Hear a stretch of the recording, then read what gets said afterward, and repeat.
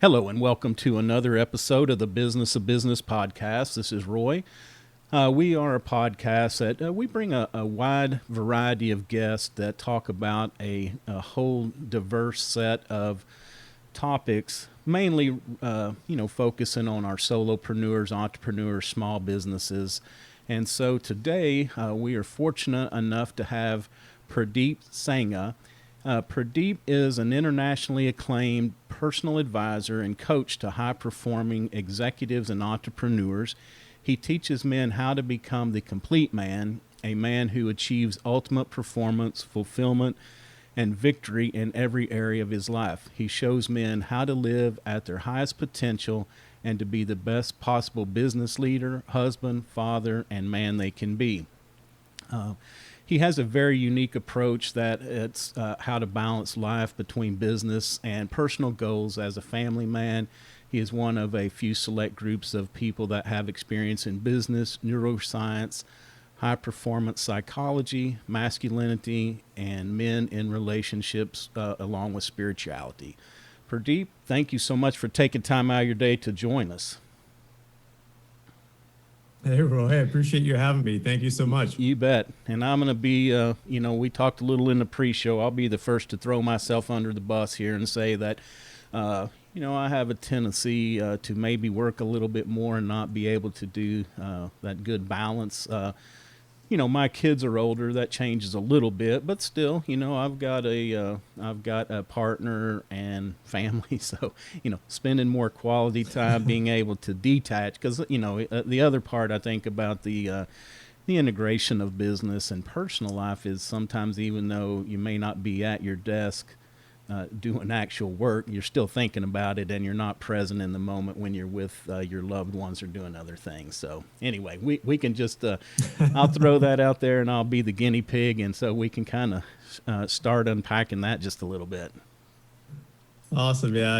Roy, we've all been there. I face that myself as well. But what you're talking about is very common, especially for guys. A lot of the stuff applies to women as well. But for guys, especially if you're a go-getter, you like to accomplish things. It's part of us. Yeah. Yeah, it definitely is. I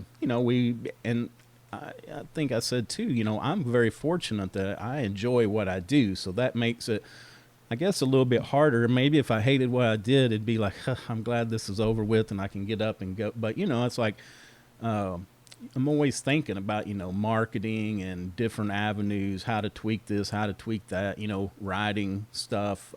It's constant. Yeah, I guess you could say you're one of the fortunate ones who actually enjoys what you do. Enexactly. Because there's a lot of guys out there that are spending as much time, more time in their business for the enjoy. Unfortunately, they're caught in a different trap. Right. Yeah, and I guess that makes it harder even when you do get to detach and go be with your loved ones, that if you're kind of hating what you're doing, you may have that bad attitude that you kind of carry with you there. Yeah, exactly. That or you're that much more thankful for having them around, right? Because right.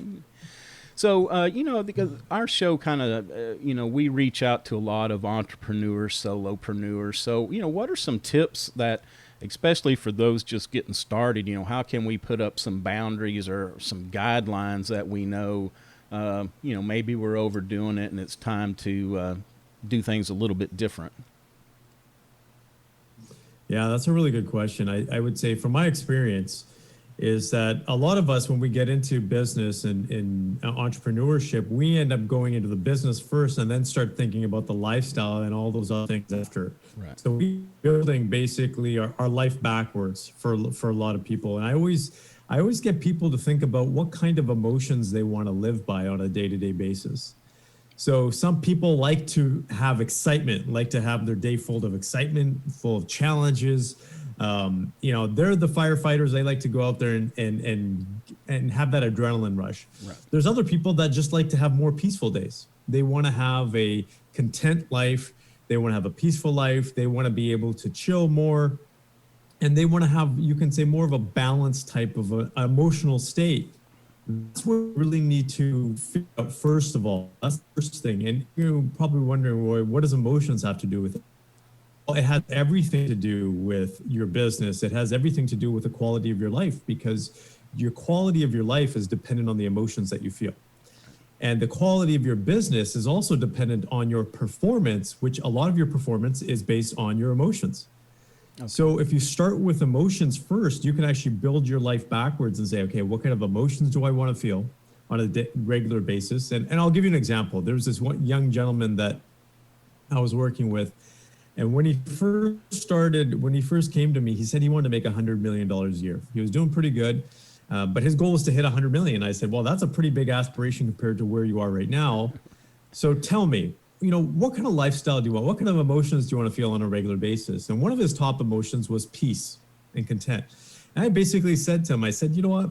I coach executives that are and entrepreneurs that are making $100 million a year. Do you know that peace and content is not one of the emotions that they feel on a regular basis? Because when you have a business that big, there's going to be a lot of problems. Yeah. There's going to be a lot of challenges. And so, when he got that into his mind, he said, okay, that makes sense. He pulled back his revenue figures and realized that he didn't need $100 million business to feel that. So you start from emotions, then you take a look at your lifestyle, and then you say, okay, what kind of lifestyle will support those emotions? And then you take a look at your business and you say, what kind of business will support that lifestyle? Yeah. Whereas most entrepreneurs just get into the business aspect. They consider the lifestyle a little bit, but they're not building their business around their lifestyle. They build their lifestyle around their business. Right. And I think that's important to distinguish because, there's a lot of reasons people get into business. Sometimes they fall into it. Sometimes it's because they want more control over their schedule and their life, or they want to make more money. And, to me, more money is nice, but it should translate into a better life or a different lifestyle is kind of where I go with that. But unfortunately, I think that we can, instead of the dog wagging the tail, unfortunately, we get into it and then the tail starts wagging the dog. We let the business dictate what we do instead of the other way around. And I think, there's a lot of things for that delegation. Some of us that start out small, solopreneurs, a delegation factor is really difficult to find somebody you can trust enough to do things the way that you want them. And then I think maybe there could be a twinge of perfectionism in there too, that we have to learn that, there is a quality range that doesn't have to be off the charts for everything. Mm-hmm. Yeah, I think if the more you know about yourself and what you enjoy doing and what you don't enjoy doing, the more successful your business will be. There's people that I work with that do not like to sell, and they're solopreneurs, and they don't like to sell. They like to service their clients or their customers, but they're stuck in their business because they're continuing to service themselves, and they're their own bottleneck. Right. And so even building a team for them is difficult because they don't have those leadership or managerial skills. Right. So you have to say, okay, and be realistic and say, okay, what kind of, what are my skills? What am I good at? What am I not so good at? What do I enjoy doing? What do I not enjoy doing? And what am I willing to change about myself? Right. Because you may not be willing to sell today or be comfortable selling today, but will you be comfortable selling tomorrow? Will you be comfortable leading and managing a team a year from now? Those are all things to take into consideration.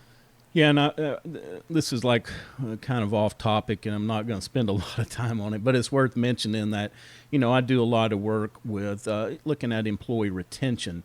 And of course, we talk about hiring, or I talk about, the front end, the hiring, onboarding, and all that stuff on the front end is very important. So I think that translates some into this, that as the solopreneur, we make a quick hire, or we don't really put a lot of time and thought into that hire. We make a bad hire, they come in, and then it sours us on hiring people, and then it's like, okay, well, I've tried that, it didn't work. And so I think that gets back to the planning that, if things start growing out from under you, or you have things like you said, maybe if you don't like to sell, if you're going to hire a salesperson, do your due diligence and really set out a plan for yourself on how, don't just fling an ad up on Indeed and take the first person that answers it, because, it will very much turn you off on that process for sure. Mm-hmm. I think one of the fastest ways for people to grow their business is realize that when you have the right people on your team, you will grow faster. Yeah. This is something that I've used for decades from a business perspective, and it takes some getting used to for people that aren't comfortable with giving things up or relying on other people. But I always say, take a look at the who versus the what, because for me, and sometimes we fall into this trap as solopreneurs. We take on something that we don't necessarily, or we shouldn't be. Right. We start to learn things and we become experts in areas that don't make us money or don't make us as much money. Right. And we're better off to give to someone else. And right. for example, even myself, I'm constantly looking at strategic partners to say, and I personally, the way I've structured my businesses is that I keep a core amount of staff on, minimal. That gives us a competitive advantage. Right. Everything else is we outsource, because I will let the experts do the things that they're good at. And I don't want to build that expertise within my own organization unless it's actually going to give me an advantage. And a lot of times it doesn't. And it saves me a lot of time from a hiring perspective, from a management perspective, where I can just outsource and say, okay, this is what my expectations are. And I'm expecting your organization to get those results. Right. Yeah, that's very important, as we, those break even or back office tasks that we can successfully outsource. It's also, it's a great option. But, back to that team building is, we need to really take into account who we surround ourselves with for a lot of reasons. Not only, skill, we have to look at some skills to hire, but, I want to look at the quality of the person, because, you're going to, if it's a small business especially, you're going to have to depend on each other, and you're going to have to see this person. Well, maybe in these days we don't see each other enough, but you're going to have interaction with them. So we definitely want people who have our same ideology and, I guess, personality, people that we can mesh with, and then we can teach them the intricacies of the skill, for our particular business that we need them to have. Mm-hmm. Completely agree. Yeah. So then, once we decide that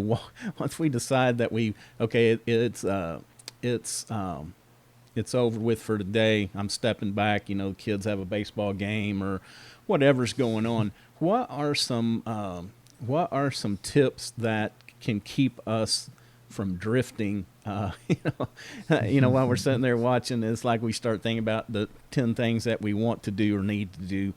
Do you have any good tips, like how we could kind of stay on track to stay in the moment with what we're doing? Yeah, wow. You just opened up Pandora's box there, because that's a big one. That's probably the biggest challenge entrepreneurs face, right? We don't have that clear line between work and personal life, right. and it constantly gets blended. When we're with our families, we're constantly thinking about work, and when we're at work, we're constantly thinking about, okay, I got to be a better parent or a better right. spouse or whatever that is. Yeah. So here's something, because I have a neuroscience background, I've melded the worlds of business and neuroscience together, because business is operated by people, and people are creatures of neuroscience. We're creatures of our bodies. We're creatures of our mind, especially.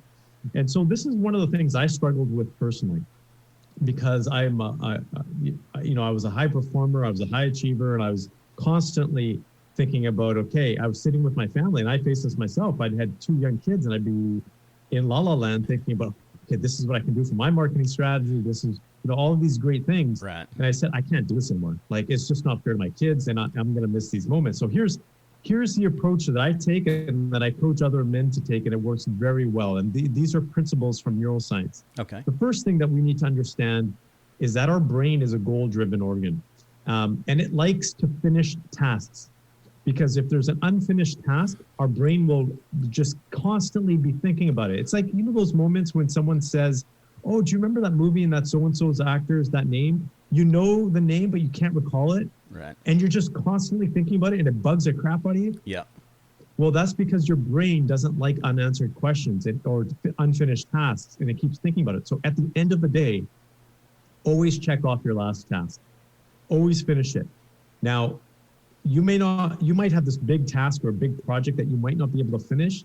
Create a mini task for yourself.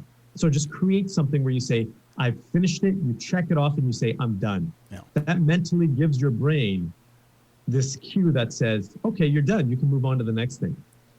And the next thing to do is actually incorporate a ritual, because rituals are important because they are signs and they tell your brain that you're actually going into a different mode, a different chapter of your day or your life.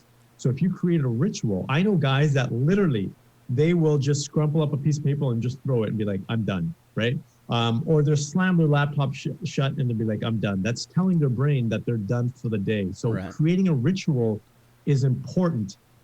The third thing is creating a new identity or transitioning yourself into a new identity. So having different identities is important in life. So if you think about it, as entrepreneurs, we don't approach or we don't behave the same way at work with our employees as we do with our kids. You know, that would be kind of silly, right? But when we're with our kids, we have a different identity. And the classic one I like to use is, a Disney dad for my kids. And I like to have that moment where I laugh and I joke around with them. So I know that when I'm going from work, now I'm transitioning from being a boss and entrepreneur, I'm transitioning into Disney dad. I have this new identity and I'm giving my mind a target now to play within a new role. Right. And that's important because now you're letting go of that old role of being that entrepreneur and boss. Yeah. And the reason why that's important is because if you continue to use the same identity in your personal life, you're going to get caught in that trap and you're not going to be able to get out of that old thinking. Yeah. And then here's something that's really important. And this is where a lot of people struggle is you need to have goals outside of work. You need to have goals with your family. You need to have goals with your marriage. And they can be mini goals. So for example, one of my goals with my kids is just to make them laugh for 5 minutes. When I'm done work, I just make them laugh. That's my goal. Whatever I can do to make them laugh. And your brain is a goal-driven organ. And if your brain doesn't have a goal outside of work, well, guess where it gets pulled back to all the time? The goal that it consistently knows, which is back to work, your revenue targets or your sales targets or whatever that is. Yeah. So if you give it goals for your family, for your kids, for your relationship, then you're more likely to stay within those goals and be more present. Now those are the 4 things that I recommend. Finish the task, have a ritual, have a new identity for your family, and create a goal for those moments with your family. Now, on top of that, you can do other things like have mindfulness practices or meditation that really help ground you and really calm your brain down. But those are 4 simple things that you can do on a day-to-day basis that really structure your day to get you out of that work mode and enjoy your family. Yeah. No, those are great tips. And I think the one that, you hit on was that different identity, because so many times we can continue to be the boss. We can continue to be the boss at home and somebody is quick to tell you that you're not my boss or, this isn't work. So you need to get out of that space. But I think that's awesome too about, having goals and writing them down for your family and personal time. Never thought about that, but that's a great idea. Another thing I think is one thing I do is, you have tools. So if you do have an idea, you can text yourself, send a quick email. I find that if I get my thought off of my mind where I know I can pick it up later, I am much more calmer than trying to think, okay, I got to remember that, for the next hour till I get to where I need to be. So, be sure and have those tools at your disposal where you can just jot down a note and be done. And then the other thing is sometimes it's good to, what I find I can do is just take a deep breath and, kind of not full meditation, I don't guess, but just take a deep breath and remind yourself where you're at and what you should be focusing on. Because it's unfortunate, but, sometimes families suffer at the expense of business, and it should be the other. I think our business and, if we have a family, that's where we should want it to do is support that lifestyle, that give us more time. Yeah. And you know what? You just hit something really important because that is the unfortunate reality for a lot of entrepreneurs. A lot of people, men and women, get into entrepreneurship because they want to provide their families with a better life.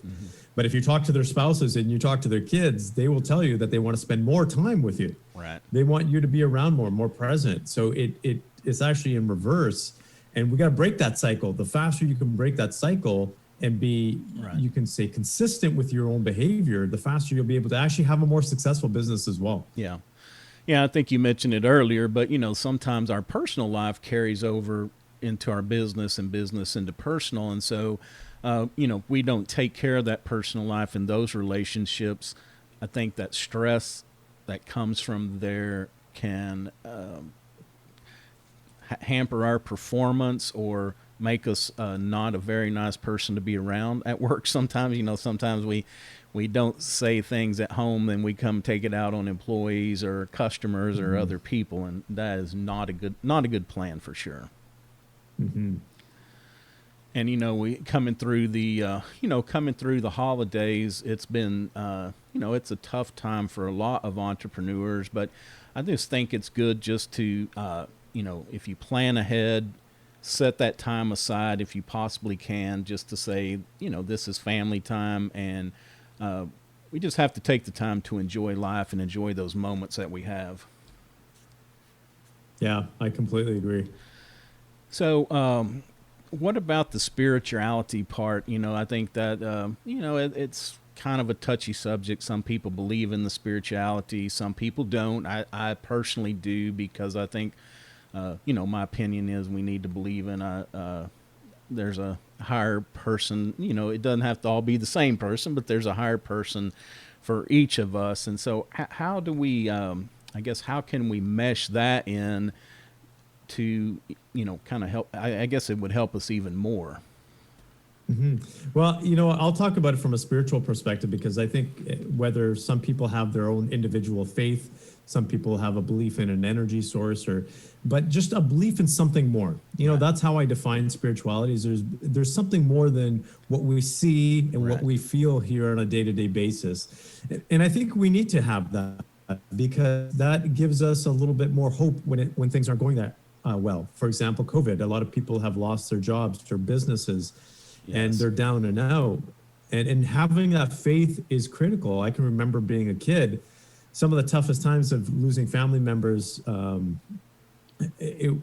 faith is what got us through. Right. But from a spiritual perspective now, science is catching up, and it's actually showing now that we're at a time where science and spirituality is intersecting, where I'm going to speak about it from an energy perspective. We know that there's an energy out there that scientists don't even understand. We know that we as human beings operate on energy. Right. We are literally just walking, talking. Most of our body, our being, is made up of energy more than matter. If you take a look at the actual matter within our body, it's phenomenal to actually see. If you condensed it, it's less than a speck of sand, a grain of sand. Wow. Everything else, is actually built around energy, which is phenomenal if you think about it. So what does that mean? That means that we are experiencing life through energy. That means that we absorb energy. That means that we give off energy. And that means that we have to be cognizant of our energy. We have to be cognizant of not only our cognitive, our mental energy, but also our emotional energy. Because the emotions that we give off, if we think about it, is a form of energy. Other people around us are absorbing it. So our family members are absorbing our energy. We are absorbing our family members' energy. And that's why my wife and I have very, you can say, deep conversations about this. She believes in spirituality as well. And I'm constantly telling her, you know what? Because she deals with cancer patients and she deals with dying patients every day. And she has to be very conscious not to bring that energy home, because it's very tough on her. But you can feel that energy when she comes home, even if she doesn't say anything. So we have to be very open about this, and because, there's positive energy and then there's not so positive energy. I don't like to say right or wrong or good or evil, but there's an empowering energy and there's a disempowering energy. And we know that, we can feel that. And the reason why I say this, if I take a look at it from a scientific perspective, is that we need energy to function appropriately and properly.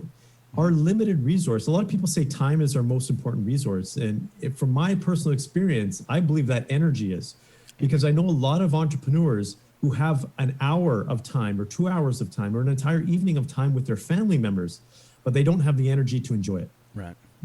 Right. They've worked their butts off at work or whatever it is in their business, Yeah. and they don't have the energy level to enjoy life to the fullest. And think about it. When we are not at our highest energy level, we are not operating the best. We're not thinking the best, right? And we're not able to contribute, because a lot of times when you talked about us being present, a big part of that is energy. We just might not have the energy to be as active with our kids, to play around with our kids. We just want to enjoy and veg, right? We want to veg and just neutralize ourselves. That's where energy comes in. And we'll notice, there are times, whether it's a moment of faith or a moment of something else, whether it's mindfulness or meditation, that just by taking that moment to just feel the energy, we can re-energize ourselves. Right. And I think this is something that we a lot of entrepreneurs have forgotten, because they're just so busy, right? Day in and day out doing the same old thing. But if you focus on the energy, if I was to say, what is the one thing that the entrepreneurs I work with want, and I'm talking about high performing entrepreneurs, is they want more energy. They want to be able to get more done within a specific time period. They want to be able to be more energetic. They want to be able to be more outgoing or charismatic with their children or people around them, but they just might not have that energy. And so that's where spirituality comes in too. It's a form of energy that I wish I could explain, Roy, and say, you know what, this is how it works. But even, it's tough to explain something that you just can't put your finger on. Right. No, for sure. And I think there's a lot of evidence that spiritual side, not only can help us in healing, but also in that energy, which gets back to, we talk about building our team and who we surround ourselves with. We need to understand that in our personal life too, that, we want to hang out with positive people that give us that positive affirmation, instead of, sometimes we may have old friends that are negative, and it can just drag us down. And so, it's we need to be very conscious of that too, where we spend our time, because sometimes it's just, my partner calls them energy suckers. She said, that person just like sucks the life out of you. And then, I think the other thing is, we talk about energy, and this is just my personal experience, is that, I've got a list hanging over my desk of things that I need to do every day. Breathe. I catch myself holding my breath, when I get involved or get really into something. And so, those deep breaths, get sleep, drink water, or exercise, because I know that when, like you said, when I'm doing all those things right, I have much more energy, and then also sometimes much more clarity. Like if I get a little jammed up, if I just go take a 5-minute walk outside, it seems like I just have this uncanny clarity all of a sudden. Yeah. So I think it's phenomenal. Yeah. So I think we need to take care of ourselves in order to, to make all these other things happen as well. Yeah. If we take a look at it, one of the biggest things, and energy is important, because we as entrepreneurs, as solopreneurs, have roadblocks all the time. We come up against obstacles every single day. And what ends up happening is that we need to overcome those obstacles. And in order to overcome those obstacles, you got to be creative, and you got to have creative energy to be able to do that. So a lot of the times, if we feel stuck, we're not able to be creative. Right. But if we have that energy, we have that drive, we can say, okay, this challenge is nothing. We can just, there's something that we can do to overcome this. And you'll notice at some point in time, that idea, that thought, whatever it is, will come to you. That insight comes to you when you have that level of energy you need. Yeah. This was more of a study that was geared toward kids, but basically what the research was trying to show was that, in today we overschedule kids, not only with outside events, but we have electronics, video games. We just have a lot of stimulation going on.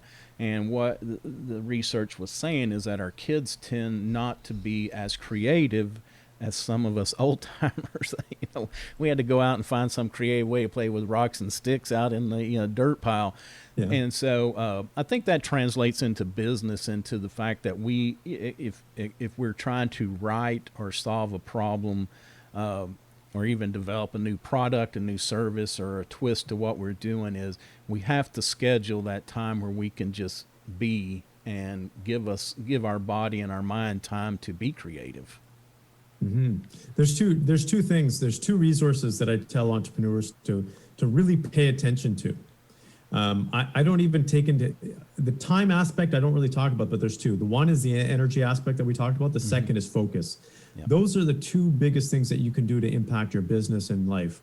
Always pay attention to where your focus is, and always pay attention, because where your focus is, that's where your energy is also going as well. Okay. So if you can maintain your focus in the ways that you need to from an empowering standpoint, right? If you're focusing on the worry and all the crap or the business debt you might have, that's where you're going to continue to get. That's where your energy is going to go. But if you're focusing on solutions, if you're focusing on how you can make more sales to pay down your debt, all of these kinds of things that are more empowering, you're going to be better off. This ultimately works because it's a compound effect. The people that are the most successful, the entrepreneurs that are the most successful out there, are the ones that know how to keep their focus on the areas that they need to and push their energy towards that. Right. Yeah, and we need, kind of in that vein too, we need to drive out the front windshield and not, drive looking in the rear view mirror, because sometimes that can definitely take our focus. If we focus on the past instead of the future where we need to go, that can definitely drain our focus and our energy both as well. As you know, and that's a good point, because that requires forgiveness, yes. Right? That requires a lot of self-forgiveness. Yeah. Because if we take a look at our past mistakes, it's good to take a look at some of our mistakes, because they're learning points. They give us opportunity to say, I could do this better. But when we come into that guilt trip, right, that's when it really becomes a hindrance. And right, a lot of us do. Everybody does. But that's where we have to be more self-forgiving and actually tell ourselves, I made that mistake. It's okay. Right. I just need to move on. Right. Yeah, we're all going to make mistakes, and being forgiving, and also the gratitude. I think that one thing we've come through the pandemic, a lot more people are starting to understand gratitude. But at the end of the day, I'm guilty of, I had 10 things on my list today and I only got 7 done. I left 3. And I can really beat myself up over that. Whereas, I'm trying to flip the switch and say, hey, you know what? I got 7, pretty good. We'll carry those 3 till tomorrow, and, give ourselves a break and be gracious for what we actually did get done that day and for what is going right in our life. There's a lot of right. For most of us, there's a lot of things that are going right for us. We just need to, focus and give thanks for those as well. Mm-hmm. I was thinking about this today on my daily walk, because I typically do my daily videos, my social media videos, when I go for my walks. And today, I was thinking about the concept of self-love and how we need to be better at, especially for guys, because the concept of giving yourself love is tough. Yeah. And when you do that, you have this sense of, how would I say, peace, content, inner, even clarity, but confidence. But if you can't love yourself, it's tough to give love to other people as well. As much as you feel like you may be a loving person, you can give that much more love if you actually give yourself some self-love. Yeah.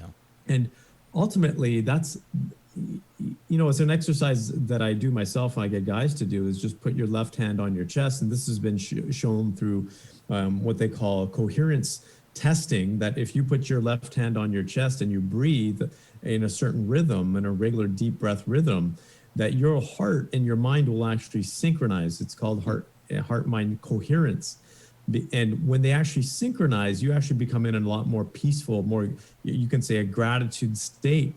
And it helps a lot with reducing stress. It helps a lot with reducing cortisol in your body and rebalancing you so you can actually think more effectively. And I highly encourage everybody just try that exercise, even for 30 seconds or a minute. Just play some, whatever music is comfortable for you, whatever the soothing or whatever it is, be in a dark room, whatever's comfortable, just deep breaths, but put your left hand on your heart and actually breathe. And you'll realize that, and brain scans have actually shown this, EEGs have actually shown that the mind and the brain will actually start to synchronize. Whereas in most parts of our days, because we're so busy, our minds and our hearts are off track. They're not synchronized because of the stress, because of the busyness. And that causes not only cognitive disorder, but also physical as well. It stops our body from healing itself. So there's a lot of different aspects, positive aspects that can help by doing this. That's interesting. I'll have to give that a try. Well, Purdeep, we certainly do appreciate you taking time out of your day again to join us. So tell me, what is one tool, a habit, a ritual? What is something that you do every day in your personal life or your business life that you just don't think that you could do without? Wow, that I could do without. Oh, this is a really, so from a tool. Yeah, a tool or habit, just anything that you do every day that you feel like is good for you. Yeah, the one, I have different habits. The one thing that I cannot do without is visualization. Okay. That is something that I do on a regular basis. It is something that grounds me. It helps me with my creativity. I can be in the crappiest mood and have the crappiest situations happen in my business or other aspects, but just going back and being able to visualize, part of that is through meditation. But that really, if I can say what has helped me get to the point where I am today in my business or any other level, it's visualization. I truly believe in the power of visualization. Okay, awesome. Well, thanks a lot again. Tell everybody, who is your client? What can you do for them? And then, of course, how can they reach out and get a hold of you?